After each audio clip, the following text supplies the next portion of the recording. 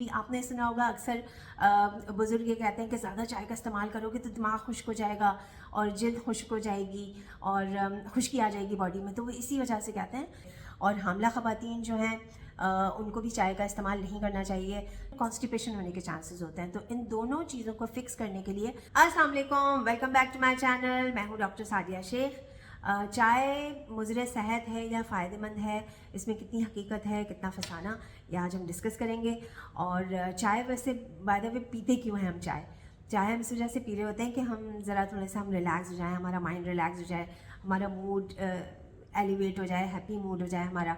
और सर दर्द हो रहा होता है या आपको थकावट हो रही होती है तो चाय का कप लेते हैं, आप बिल्कुल हशाश बशाश हो जाते हैं, बिल्कुल आप चाको चौबंद हो जाते हैं, एक्टिव हो जाते हैं, आप एक्टिव फील करते हैं, हैप्पी फील करते हैं। ठीक है, तो ये आपके ब्रेन को ब्रेन स्टिमुलेंट है ना, तो ये आपके ब्रेन को स्टिमुलेट करता है, आपकी परफॉर्मेंस को बहुत ज़्यादा बेटर करता है। आपने कोई काम करना हो तो उससे पहले अगर आप चाय का कप ले लें, अपना ड्राइव करना हो, कहीं ट्रैवल करना हो तो चाय का कप लेते हैं तो आप बिल्कुल हशाश बशाश हो जाते हैं। तो ये आपकी ये इसकी प्रॉपर्टीज़ होती हैं कि ये मूड को भी एलिवेट करता है, ब्रेन को भी एक्टिव करता है, स्टिमुलेट करता है। ठीक है, और आपकी थकावट को भी दूर करता है। लेकिन कुछ लोगों को देखें चाय लेने से जो है वो हाथों में ट्रैमर्स भी पड़ना शुरू हो जाते हैं और पैल्पिटेशन स्टार्ट हो जाती है, यानी दिल की धड़कन बहुत ज़्यादा तेज़ हो जाती है और घबराहट सी फील होती है, पसीना आना शुरू हो जाता है। तो अगर आपको ये साइड इफ़ेक्ट्स होते हैं तो आपको चाहिए कि आप चाय का इस्तेमाल ना करें। ठीक है, और उसकी क्वांटिटी कम करते करते आप उसको बिल्कुल आपके लिए बिल्कुल ठीक नहीं है, क्योंकि बीपी के जो पेशेंट्स होते हैं उनके साथ भी ये प्रॉब्लम हो रही होती है कि उनका बीपी भी हाई हो जाता है और उनको यही सारे सिम्टम्स हो रहे होते हैं कि हाथ में कपकपाहट शुरू हो जाती है,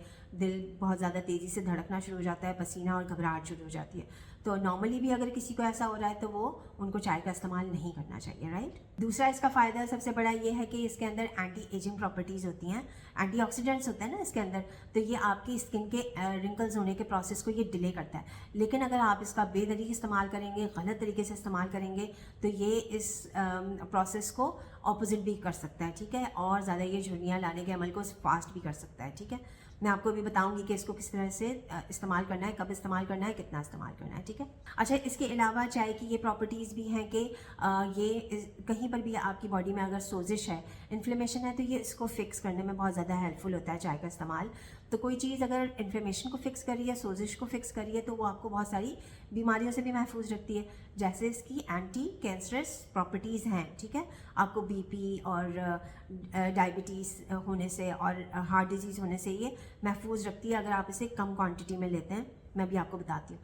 लेकिन अगर जैसे मैंने आपको बताया कि अगर आपको ये सारे सिम्टम्स हो रहे हैं तो फिर आपके लिए ये सही नहीं है, आप इसका इस्तेमाल ना करें। ठीक है, अच्छा जी, अब जैसे हमारे यहाँ बहुत ज़्यादा कॉन्सेप्ट है कि चाय का इस्तेमाल हम लोग करते हैं और तकरीबन 8 से 10 खाना ना मिले बस चाय का कप मिल जाए। ठीक है, लोगों का यही होता है। और दूध पत्ती वो लोग इस्तेमाल कर रहे होते हैं। जैसे हमारे यहाँ कॉन्सेप्ट है ना चाय प्रिपेयर करने का, दूध पत्ती बनाने का, तो अब तो दूध पत्ती में पानी तो ना होने के बराबर होता है, उसके अंदर दूध पत्ती और चीनी इतनी ज़्यादा डाल दी जाती है। और अगर गुड़ और शहद का भी इस्तेमाल कर रहे हैं तो वो भी बहुत ज़्यादा, जब तक आप नहीं डालेंगे तो उसमें टेस्ट नहीं आता, चाय मीठी नहीं होती। ठीक है, तो जब आपका वेट लॉस रिक्वायर्ड होता है तो इस वजह से कहा जाता है कि शहद और गुड़ का इस्तेमाल भी आप ना करें या बिल्कुल कम से कम करें। ठीक है, क्योंकि मीठी तो बिल्कुल नहीं होती गुड़ या शहद के थोड़े से इस्तेमाल से। अब उसके अंदर क्या होता है कि उसके अंदर चाय के टेस्ट को इन्हांस करने के लिए दूध पत्ती में, अब तो मैंने देखा है कि कंडेंस मिल्क ऐड किया जा रहा होता है और उसके अंदर उसके कलर को बेटर करने के लिए ऑरेंज पाउडर ऐड किया जा रहा होता है। तो पता नहीं क्या हमारी सेहत के लिए, एक तो ये पता नहीं उस पाउडर में क्या होता है, और बाहर जो चाय मिल रही होती है वो इसी तरह से होती है कि आपको मज़ा तो आ रहा होता है उसके टेस्ट का, लेकिन ये सारी मुज़र सेहत चीज़ें उसके अंदर ऐड की जा रही होती हैं। कैलोरीज इतनी ज़्यादा हो जाती हैं, चाय तो वो रहती नहीं है, पता नहीं खीर ही बन जाती है वो, और वो भी अनहेल्दी खीर। तो इस वजह से ये मोटापे का भी बायस होता है, डायबिटीज़ भी होने का ज़्यादा चांसेस हो जाते हैं अगर हम इस तरह से चाय का इस्तेमाल कर रहे होते हैं। और दूसरा ये कि जब हम चाय को इतना ज़्यादा पकाया जाता है ना, बहुत ज़्यादा देर तक चाय को पकाया जाता है, तो उसके अंदर कुछ कंपाउंड्स होते हैं जिनको टैनिन कहा जाता है, वो ज़्यादा रिलीज़ होते हैं। और किस तरह से हमारे यहाँ ये है कि चाय जो है वो खाने के साथ पीनी है या फिर खाने के फ़ौरन बाद। तो वो जो टैनिन्स जितने ज़्यादा रिलीज़ हो गए चाय में, तो जो हम ग़िज़ाइयत ले रहे हैं ना अपने खानों में, हम प्रोटीन ले रहे हैं, मिनरल्स ले रहे हैं, वाइटामिन ले रहे हैं, या जो कैल्शियम है या आयरन से भरपूर हम खाना खा रहे हैं अपनी सेहत को सही करने के लिए, तो ये जो टैनिन्स होते हैं ये बॉडी में जाके उससे बाइंड कर जाते हैं और कैल्शियम हमारी बॉडी में एब्जॉर्ब नहीं होती, आयरन भी एब्जॉर्ब नहीं होता, खून की कमी का शिकार हो जाते हैं, हमारी हड्डियाँ कमज़ोर होना शुरू हो जाती हैं। ऑलरेडी आयरन डेफिशिएंसी इतनी ज़्यादा कॉमन है, मैल एब्जॉर्प्शन इतनी ज़्यादा कॉमन है, हड्डियों की कमज़ोरी, कैल्शियम की कमी इतनी ज़्यादा है ऑलरेडी लोगों में। और हामला ख़वातीन जो हैं उनको भी चाय का इस्तेमाल नहीं करना चाहिए। ज़्यादा इसके इस्तेमाल से मिसकैरेज होने के चांसेस होते हैं। और फीडिंग मॉम्स को भी चाहिए कि चाय का इस्तेमाल अगर आपको आदत नहीं है तो बिल्कुल भी चाय ना लें, और अगर बिल्कुल भी नहीं रहा जा सकता तो आप 1 से 2 स्मॉल कप चाय जिस तरीके से मैंने बताया उस तरीके से प्रिपेयर करके आप इस्तेमाल कर सकती हैं। ठीक है, हामला ख़वातीन और फीडिंग मॉम्स के बारे में कह रही हूँ। और बच्चों को तो बिल्कुल इसकी आदत ना डालें। मैंने देखा है कि ये लोग प्रैक्टिस करते हैं इस तरह से कि वो फीडर में बच्चों को चाय और फिजी ड्रिंक्स और पता नहीं क्या कौन से मशरूबात दे रहे होते हैं। तो प्लीज़ उनको बिल्कुल भी चाय की आदत ना डालें, उनकी सेहत के लिए बहुत ज़्यादा मुज़िर है। ठीक है, जिन लोगों को बीपी का प्रॉब्लम है वो चाय का इस्तेमाल ना करें।